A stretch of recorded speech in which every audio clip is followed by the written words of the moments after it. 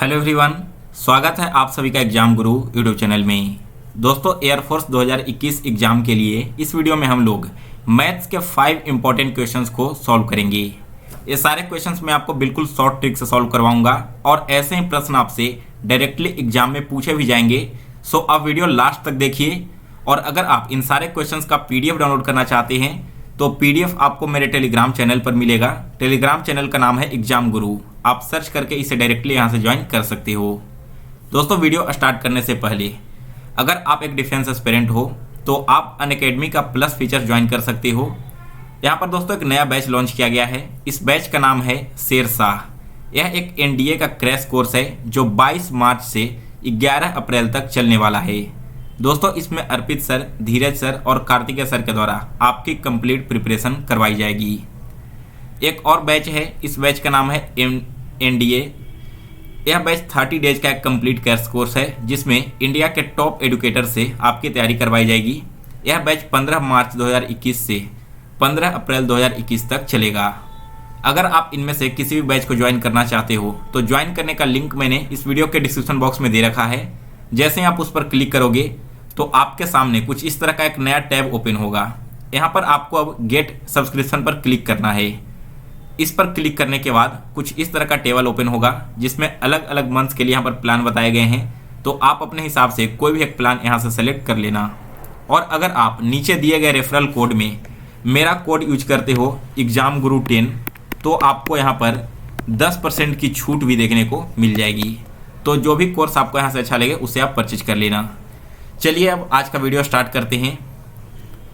तो देखो, हमारा पहला क्वेश्चन क्या है। एक सेकंड रुक जाओ। चलिए देखिए फर्स्ट क्वेश्चन क्या है यहाँ पर।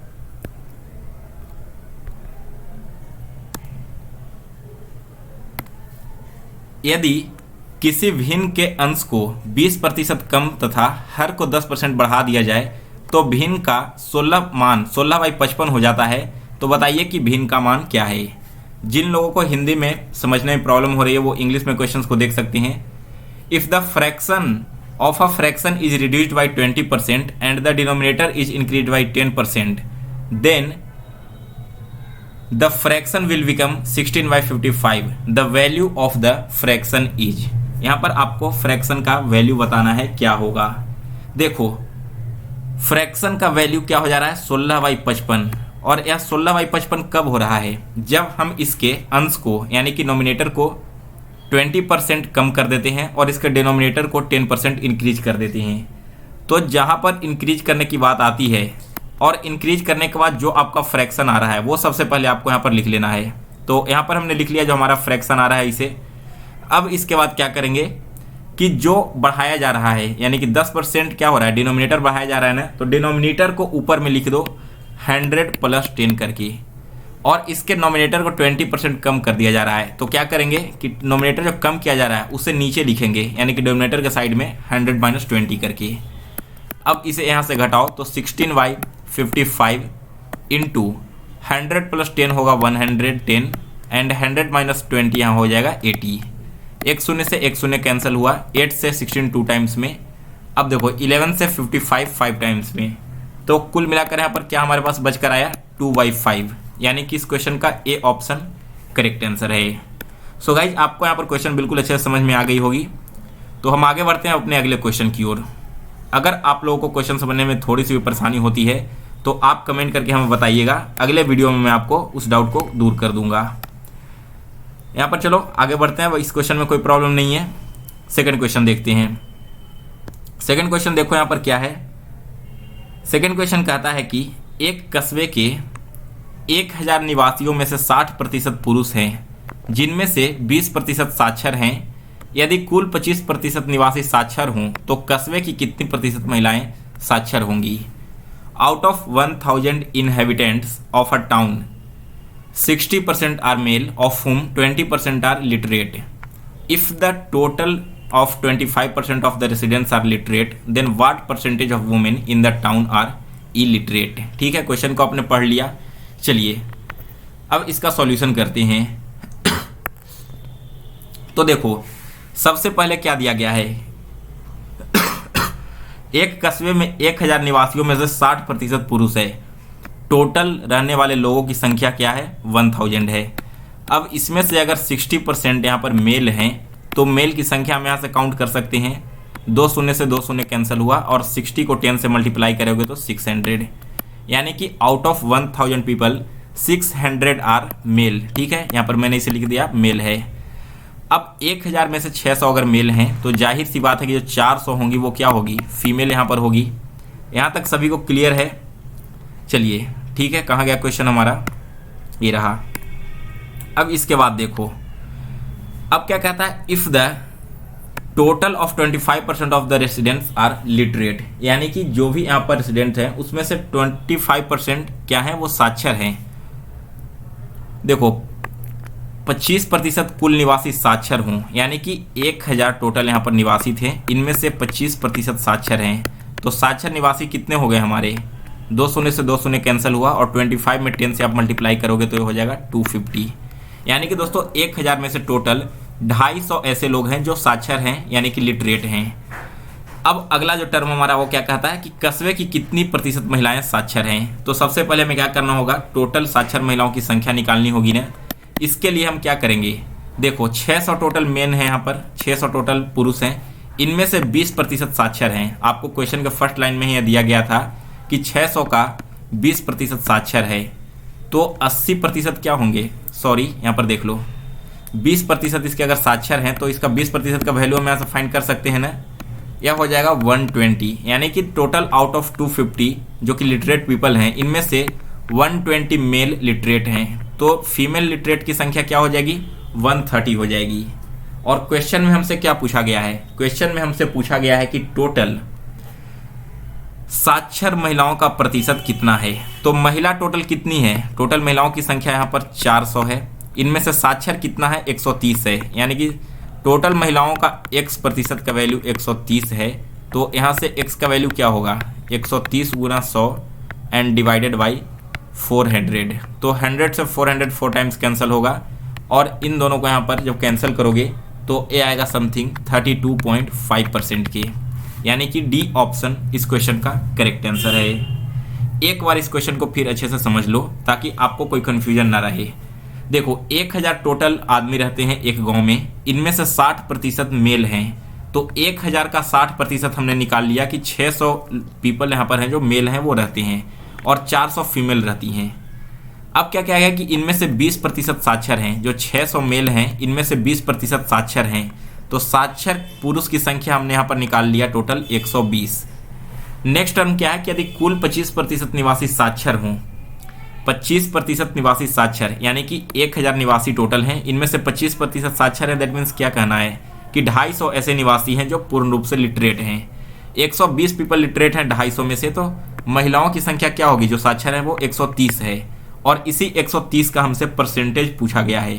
तो टोटल महिलाएं थी 400 का कितना परसेंट होगा 130, ये हमने निकाल लिया। तो यह आएगा 32.5%। डी ऑप्शन करेक्ट आंसर है। तो दोबारा मैंने इस क्वेश्चन को समझा दिया है और आप सभी लोगों को बिल्कुल अच्छे से समझ में आ भी गई होगी। चलिए हम आगे बढ़ेंगे अब अपने अगले क्वेश्चन की ओर। तो हमारा तीसरा क्वेश्चन क्या है? तीसरा क्वेश्चन कहता है ए की मासिक आय बी की आय से 20% अधिक है, बी की आय सी की आय से 30% अधिक है। यदि इन तीनों की सम्मिलित प्रतिमाह आय 74,700 रुपये है तो सी की आय क्या होगी? ठीक है, यहाँ पर लास्ट में सबसे पहले आपको देखना है, जब भी इस तरह के क्वेश्चन आए तो लास्ट वाले टर्म को आपको देखना है कि सी की आय क्या है। तो देखो बी का जो आय है वो सी की आय का 30% है, तो मान लेते हैं हम कि सी टोटल 100 रुपये कमाता है, तो बी की आय क्या होगी? सी का 30%। सी का 30% कहने का मतलब है 100 का 30% हमेशा 30 ही होगा। तो बी का आय सी का आय हमने फाइंड कर लिया। अब ए का आय निकालते हैं। तो ए का आय क्या दिया गया है? बी की आय का 20% अधिक। बी कमाता है टोटल 30, इससे 20% अधिक क्या हो जाएगा? यह हो जाएगा 30 का 20%। 2 शून्य से दोनों शून्य कैंसिल हो गया, तो यहाँ आया कुल निकल कर 6, यानी कि ए कितना कमाएगा? ए कमाएगा 300 प्लस 6, सॉरी यहाँ पर 300 की जगह 30 होगा, 30 प्लस 6 36 रुपया। अब लास्ट वाले लाइन को ध्यान से पढ़ो। यदि इन तीनों की सम्मिलित प्रतिमाह आय 74,700 रुपये है, यानी कि 100 रुपया प्लस 30 रुपया प्लस 36 रुपया, जो किसका आय है, ए प्लस बी प्लस सी, यह किसके इक्विवेलेंट आ रहा है, यह इक्विवेलेंट आ रहा है 74,100 रुपये के बदले।